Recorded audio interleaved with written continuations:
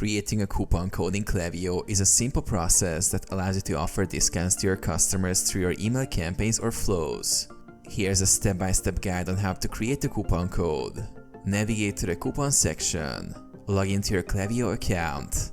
In the main dashboard, click on Coupons in the left sidebar under the Campaign section. Create a new coupon code.